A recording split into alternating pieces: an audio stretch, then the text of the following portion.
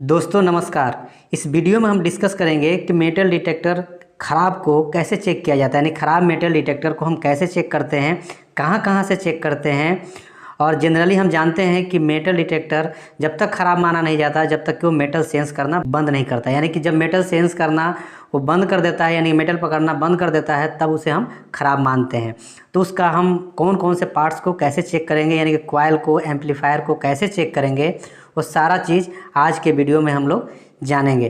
तो बने रहिए वीडियो को लास्ट तक। चलिए फिर वीडियो को शुरू करते हैं। तो यहाँ पर आप देख पा रहे हो कि मेटल डिटेक्टर का कंट्रोलर है, यानी कि फ्रीक्वेंसी कंट्रोलर है।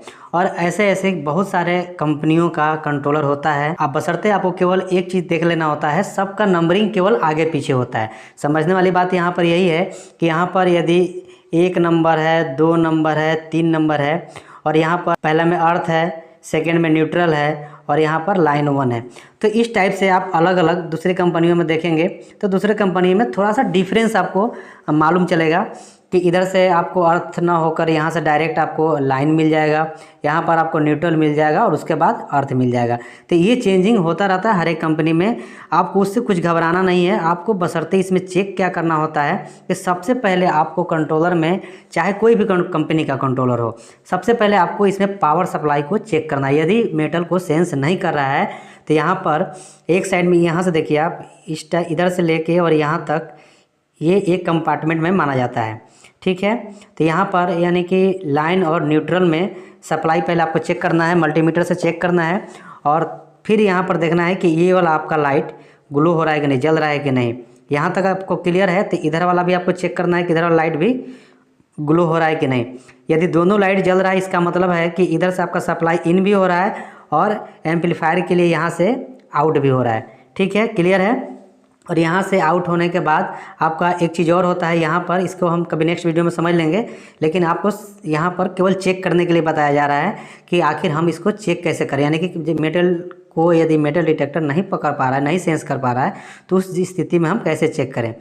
तो ये तो हो गया सिंपल मेथड कि यहाँ पर आपको पावर सप्लाई चेक करना। सेकंड में, यदि कॉइल ख़राब हो तब हम उसे कैसे चेक करेंगे। इस वीडियो में आपको कॉइल चेक करके भी बताएंगे, और जनरली हम कैसे चेक करते हैं वो भी आपको पहले समझा देते हैं, उसके बाद आप एक वीडियो भी देख लीजिएगा। अब यहाँ पर क्या है कि इस हर एक मेटल डिटेक्टर का जो कॉइल होता है, ये एक बार ख़राब हो जाए तो ये रिपेयर नहीं होता है, सीधा रिप्लेस किया जाता है। और हर एक कॉइल का, हर एक कंपनी का जो कॉइल होगा उसमें वायर जो आएगा, इसके अंदर मान लिया कि इसमें 4 वायर आ रहा है इसके अंदर से, तो किसी किसी में आपको 3 वायर दिखेगा, ठीक है, और किसी किसी में 2 वायर भी दिखेगा। जनरली 2 वायर नहीं दिखता क्योंकि अर्थ होना सबके साथ अनिवार्य होता है, अर्थ होगा ही होगा, तो कम से कम 3 वायर। तो इस टाइप से हमारा जो कन्वेयर मेटल डिटेक्टर का जो कॉइल होता है उसमें से वायर निकलता है। चलिए अब आपको दिखाते हैं कि कॉइल को कैसे चेक करना है। तो यहाँ पर आप देख पा रहे हो कि एक कॉइल है। तो सबसे पहले हमने यहाँ पर मल्टीमीटर को, यानी क्लैंप मीटर को हमने सेट कर लिया है 200 ओम्स पर। और 200 ओम्स के सेट करने पर हम क्या करते हैं कि इसका जो टर्मिनल है यहाँ पर पिन टाइप का है, यानी कि इसमें जैक टाइप का लगता है। किसी किसी में हमने आपको पहले ही बताया कि वायर भी निकला होगा, तो उसमें वायर में आपको चेक करना है। लेकिन इसका जो रजिस्टेंस जो होता है, लगभग आपको मान लीजिए कि 3 ओम्स से, 3 ओम्स बहुत कम ही कॉइल का होता है। 2.5, 2.6, 2.7, 2.8 अप्रॉक्स यही आपको रेजिस्टेंस मिलेगा।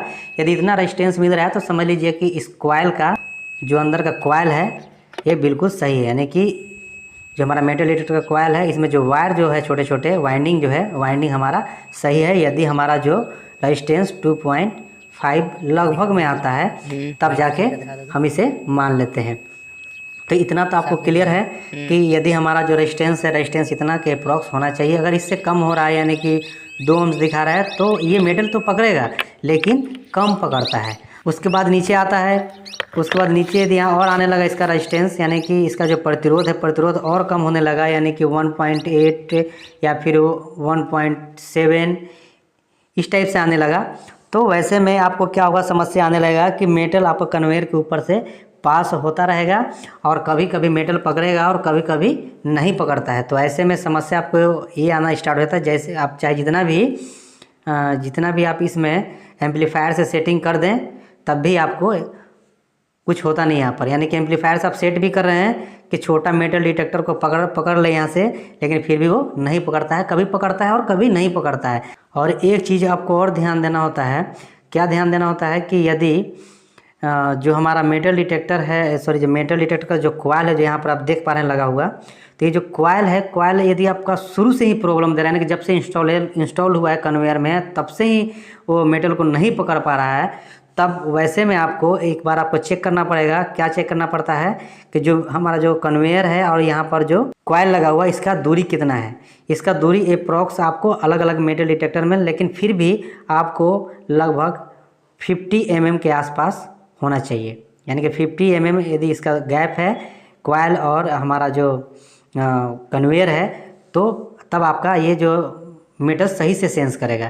तो ये आपको भी ध्यान देना है कि हमारा जो कॉइल है, कॉइल कितना दूरी पर लगा हुआ है कन्वेयर से। तो ऐसे करके आप सारा चीज़ चेक कर सकते हैं कि हमारा जो मेटल डिटेक्टर है, मेटल डिटेक्टर कहाँ से प्रॉब्लम कर रहा है। एक चीज़ और होता है इसमें, जान लेते हैं थोड़ा सा उसे भी। उसमें होता क्या है कि यहाँ पर आप देख पा रहे होंगे कि यहाँ पर एक छोटा सा ऊपर में फ्यूज लगा हुआ। हर एक मेटल डिटेक्टर कंट्रोलर में एक फ्यूज आपको मिलेगा।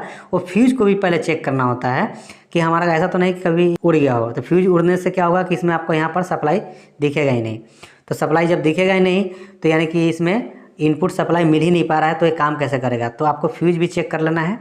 तो ऐसे करके आप मेटल डिटेक्टर का कॉइल, फ्यूज और अपना इनपुट सप्लाई, आउटपुट सप्लाई यहाँ से, और इन सबों में आप चेक करके आप फाइंड आउट कर सकते हैं कि हमारा मेटल डिटेक्टर कहाँ से ख़राब है। आशा करता हूँ कि आज का वीडियो आपको पसंद आया होगा।